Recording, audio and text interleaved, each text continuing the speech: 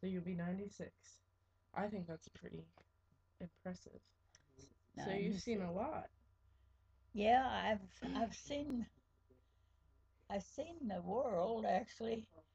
My husband was inducted into the he was in the army, Hmm.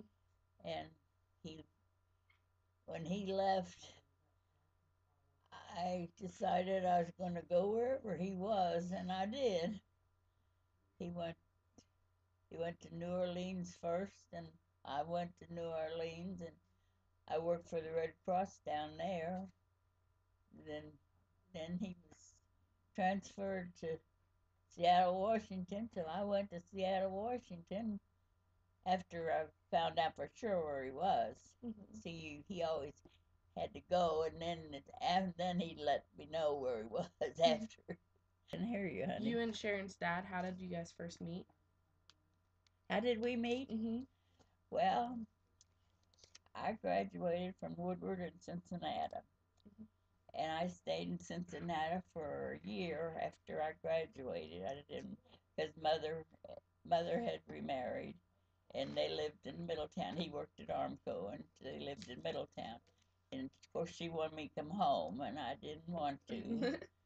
But anyway, after a year, I came home, and uh, when I come up here, there was some friends that she said, "I got somebody I want you to meet, but you can't meet him yet because he's getting a divorce." So I didn't get to meet him for maybe a month, and once we met, that was it. We was never anybody else in the picture as long as he was around. So then we got married in 1938. Graduated in 35, 34, and then we got married in 38. That's very sweet. So I And guess you didn't have Sharon right away. no, we was almost well, it was about 9 years till Sharon came along. I had too much on my mind trying to follow him around. It was a lot of worry, I'll tell you. You didn't know where he was. So a lot of times he'd move and you wouldn't know where he was for quite a while before he could tell you where he was. So it was So really it was stressful. it was just kind of stressful. And When did Sharon's dad pass away? 19 let's see, it was 1996. Hmm.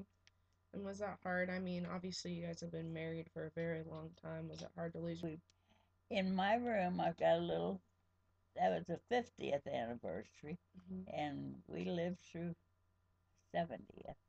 Oh. So was he your true love?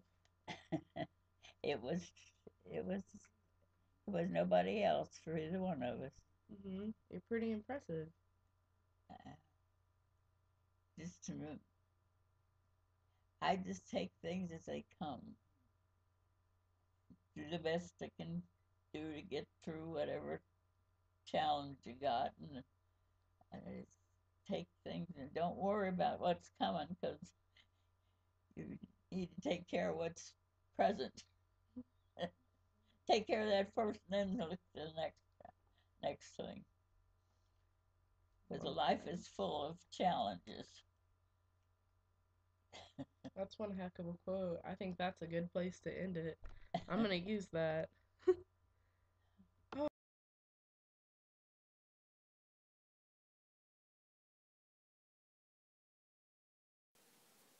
European born Melissa and Robert met at the age of 18 in a love at first sight moment. He was different based on the way he talked, walked, and dressed, and the more time they spent together, the more in love they fell. While separated from her, he would call her right, but she was not allowed to reciprocate. At the time, she did not know why, but knew there was a reason behind it. Robert was religious, and his faith was very strict. Boys and girls were not supposed to talk, let alone date. With 11 brothers and sisters, he was going to church 3 times a week and often traveled to conferences in Germany, Switzerland, and Norway to meet others of the same faith. Melissa liked the idea of his faith at first. She was used to living at home with busy parents and 2 sisters that had moved out. His lifestyle full of family and traveling seemed ideal. Feeling guilty about their love, it took him about a year to introduce her to his family. To be welcomed into his home, she was told to wear a long skirt, attached hair, and no makeup or jewelry. She thought his family seemed very formal and strict.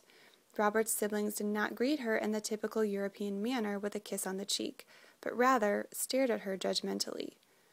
She thought the way they dressed looked similar to Little House on the Prairie, and there were no modern things in the home, like a television, radio, posters, etc., that represented a typical teenage life. Robert's mother and sisters were to prepare and clean up the meals while his father was always served dinner first. Silence surrounded the dinner table while they ate, which Melissa thought to be untypical of teenagers. When giggles and remarks were made after dinner, they were spoken in German so she could not understand. The cold, strange atmosphere of the house made Melissa feel uncomfortable. However, this experience did not deter Melissa and Robert from getting married. Their relationship experienced a lot of heartache during the first 5 years. Nothing Melissa did was ever enough. In the family's view, she was evil and had corrupted their son. When Melissa and Robert had children, the family did not want to look, talk, or even hold them. Eventually, Melissa and Robert gave up the idea of trying to please his family and separated from them. 21 years and 5 children later, Melissa and Robert are still together. Most of his family has now left the church themselves, but find it hard to fit in elsewhere, even in other churches. Melissa says, "Quitting the churches didn't stop the brainwashing. Quitting the churches didn't stop the planted seed to grow and develop.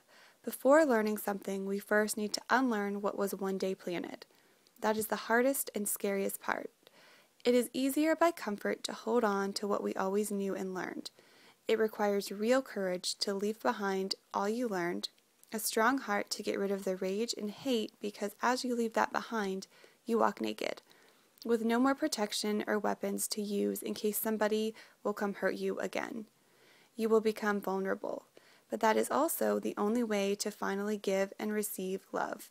Forgiveness is the only key to freedom."